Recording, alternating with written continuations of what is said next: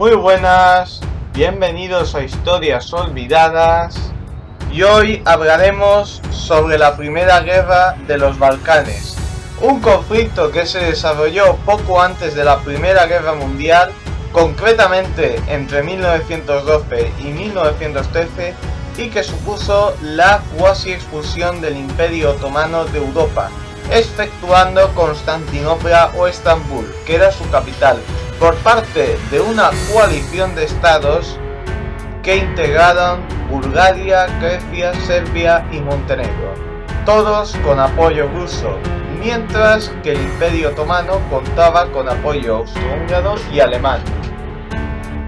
Pero, ¿cómo pudo darse a lugar un conflicto de tanta importancia en los Balcanes? Bien, comenzaremos por los antecedentes. Hace 600 años, el Imperio Otomano conquistó casi la totalidad de los Balcanes. Bizancio cayó en 1453 y para 1480 los Balcanes eran ya del Imperio Otomano y la competencia balcánica era Hungría, mientras que Serbia, Montenegro, Bosnia, Grecia y Rumanía, en este caso como Valaquia, que existía pero era un satélite que se había integrado en el Imperio Otomano, y a Moldavia le pasaba exactamente lo mismo, que estaban todos bajo control otomano. Pero a partir del siglo XVII, el Imperio Otomano, que ya contaba con muchísimos territorios, Egipto, Asia Menor, Mesopotamia, el norte de África, etc., empieza a entrar en decadencia en un proceso conocido como decadencia en la historiografía otomana.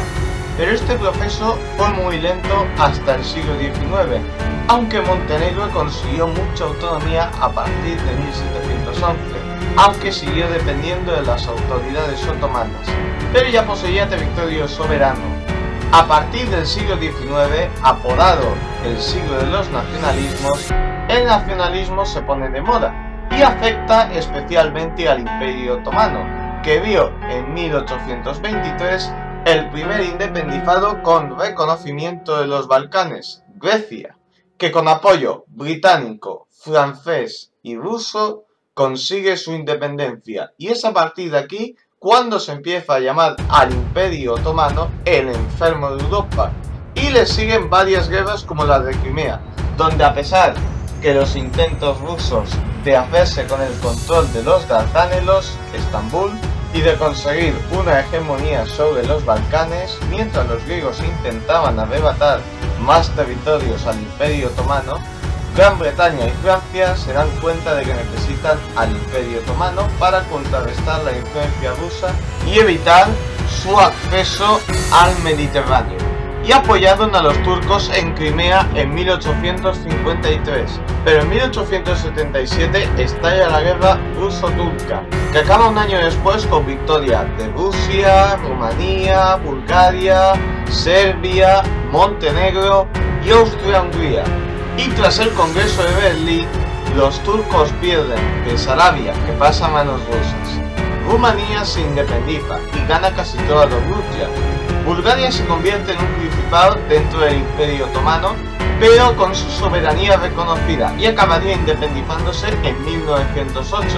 Serbia se independiza y Montenegro consigue ser reconocido internacionalmente como un estado soberano. Pero políticamente no hemos hablado de los Balcanes y qué ideologías luchaban entre sí. La Gran Serbia, que era básicamente la unión de los eslavos del sur bajo Serbia, y se llegó a concretar en Yugoslavia. Básicamente reclamaba Yugoslavia menos Eslovenia y la zona de Zagreb y Rijeka. La Gran Bulgaria, que reclamaba Tracia, Dobruja, Macedonia, Edirne y la mitad de Serbia, Pidor, Nis y la Moravia Serbia. Alguno llegó a incluir la ciudad de Tesalónica. Llegó a constituirse un estado independiente entre 1908 y 1913, pero no con las reivindicaciones que exigían. Megalí idea, o la gran idea en español, pues lo he dicho como se dice en griego, se basa en recuperar los territorios helenos ocupando el Asia Menor turco con acceso al Egeo, las islas de Rodas y Chipre, el sur de Bulgaria, los Dardanelos y el norte de Pido, nunca se llegó a constituir totalmente, aunque casi lo consiguen al final de la Primera Guerra Mundial. El paneslavismo, que buscaba unir a todos los eslavos bajo un estado, fue promocionado por Rusia y fue muy popular en los Balcanes, con fines de debilitar y destruir a Austria-Hungría y al Imperio Otomano. Al final se constituyó en Yugoslavia como la unión de los eslavos del sur. Los bolcheviques abandonaron esta idea en Rusia. Bien, una vez sabidos los antecedentes, vayamos al plato fuerte. Entonces, estos países con fines que iban a chocar entre sí, se alían formando la Liga Balcánica, y Bulgaria, Serbia y Rusia establecen las fronteras tras la guerra. A Grecia se le prometió el Egeo, Epiro y Tesalónica. A Serbia se le prometió el noroeste de Macedonia, la Serbia otomana, Kosovo, e intentaron reclamar Albania. Bulgaria reclamó Mesia, Tracia, Adrianópolis y 3/4 de Macedonia. Y a Montenegro le dijeron que se hiciera con todo lo que conquistaran. Y tras ratificar estos acuerdos, Montenegro declara la guerra al Imperio Otomano y se le une en el resto de aliados balcánicos. En tropas, la Liga Balcánica era muy superior a las tropas otomanas en Europa, pues Serbia movilizó 335.000 soldados, Bulgaria movilizó 600.000 soldados, Grecia 110.000 y Montenegro 50.000. Contra el Imperio Otomano, según lo que pensaban los búlgaros, que tendrían unos 200.000 hombres, sabiendo que el Imperio Otomano estaba luchando en Libia contra los italianos y en Yemen contra una insurrección local, y que debían asegurar que no hubiera otras insurrecciones locales por Arabia.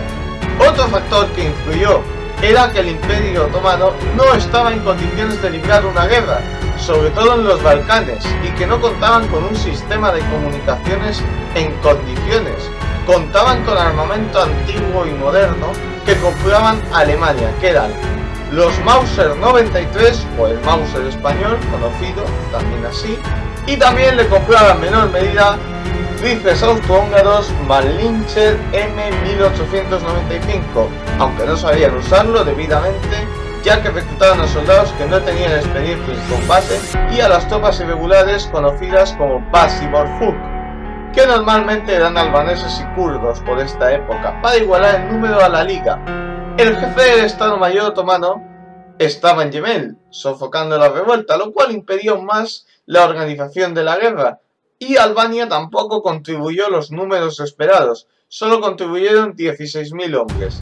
Y el estado de las infraestructuras era muy deficiente, la sanidad también era deficiente, y la mala organización del ejército tampoco ayudó a ganar la guerra.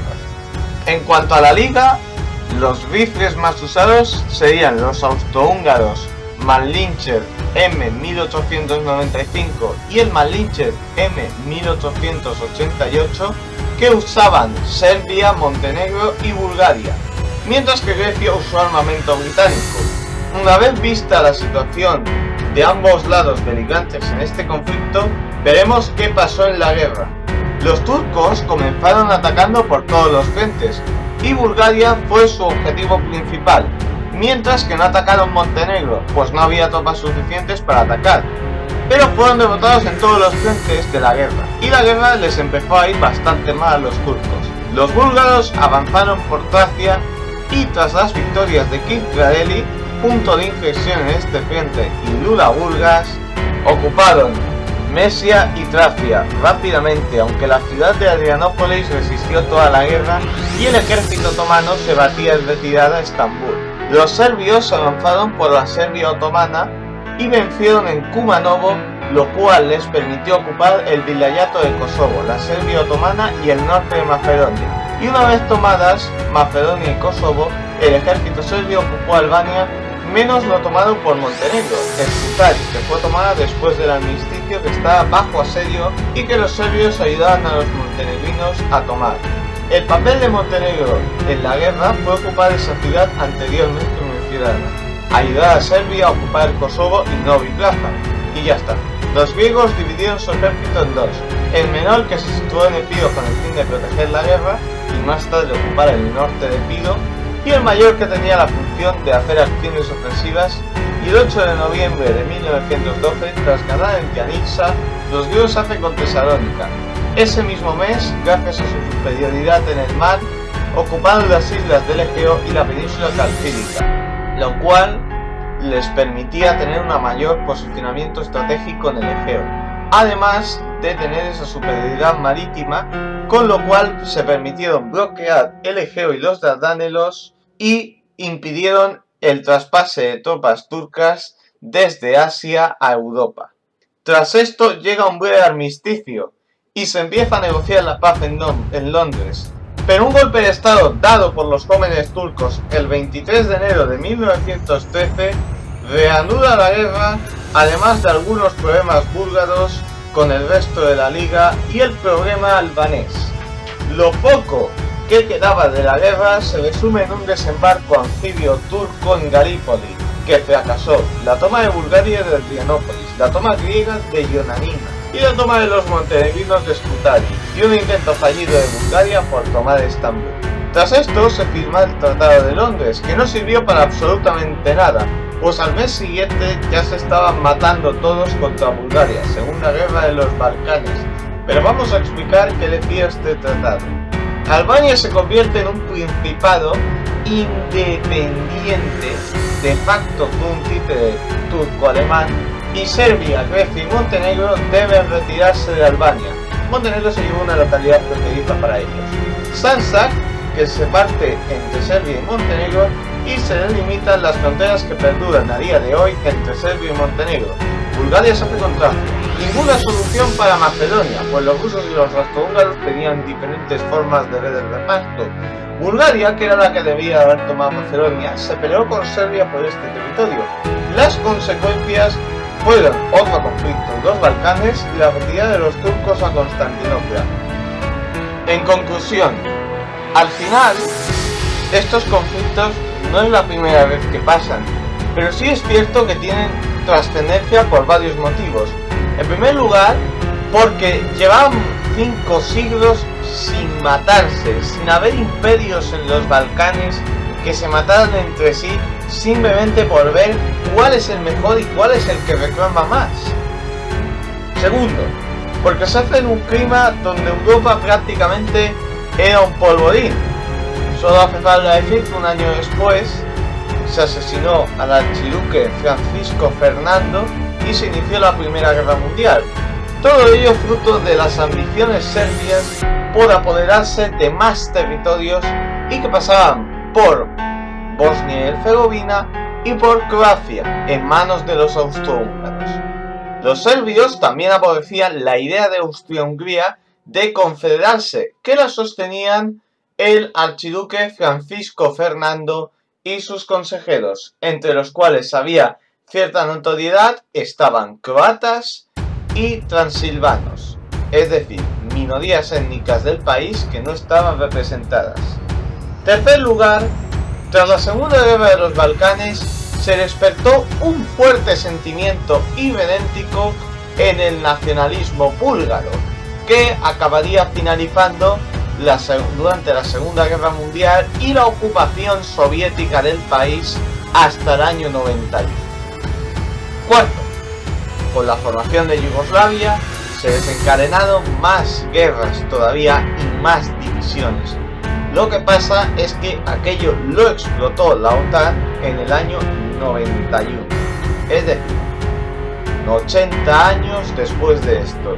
Pero sobre todo nos atañe que Macedonia sigue siendo a día de hoy un territorio muy conflictivo, sobre todo por los griegos y los búlgaros, más que por los propios serbios, los cuales abandonaron el territorio.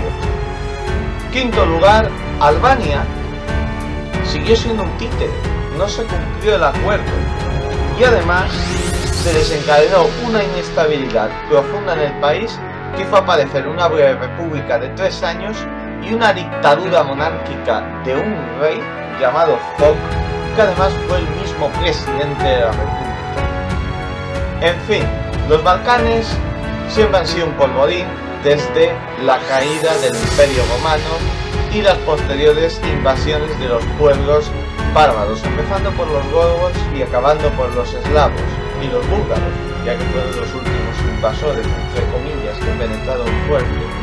Al final, no es la primera vez que pasan estas cosas, pero sí es verdad que en el momento en el que sucedió todo esto, fue un momento donde tampoco se deseaba que se iniciaran estos conflictos. Además, llevábamos 5 siglos sin ver un conflicto balcánico, lo cual era una novedad, ¿no? Que todas las potencias de los Balcanes se aunaran contra un imperio no hegemónico, pero sí con esa capacidad todavía de control e influencia en los Balcanes, sobre todo con Bulgaria y Grecia, más que con Serbia. Si te ha gustado el vídeo, dale like y suscríbete, por favor.